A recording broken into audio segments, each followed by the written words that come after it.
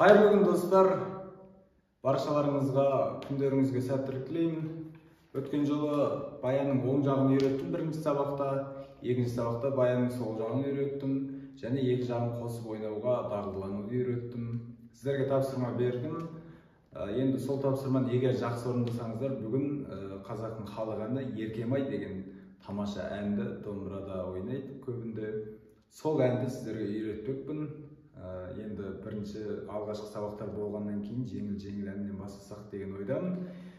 Ендеше кеттік, Еркем-ай.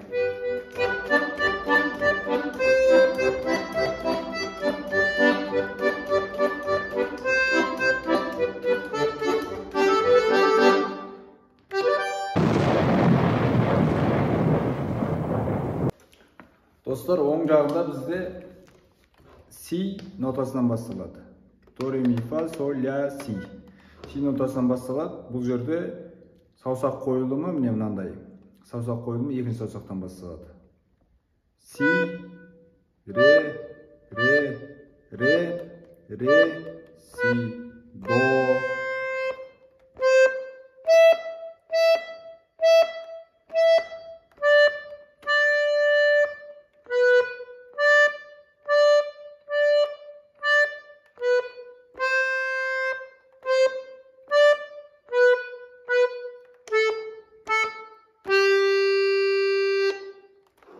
Оң жағы бізде осындай.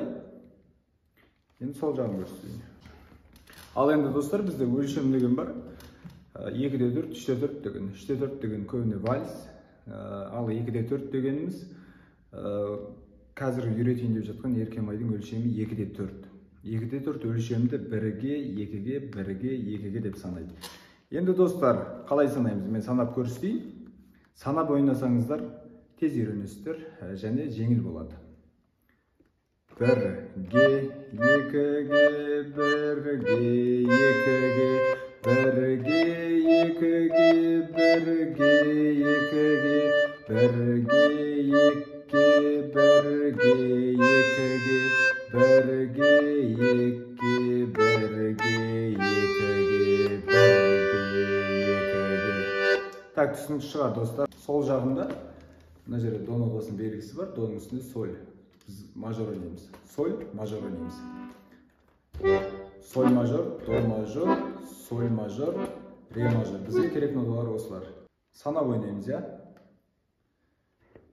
1-ge, 2-ge, 1-ge, 2-ge, 1-ge, 2-ge, 1-ge, 2-ge, 1-ge, 2-ge, 1-ge,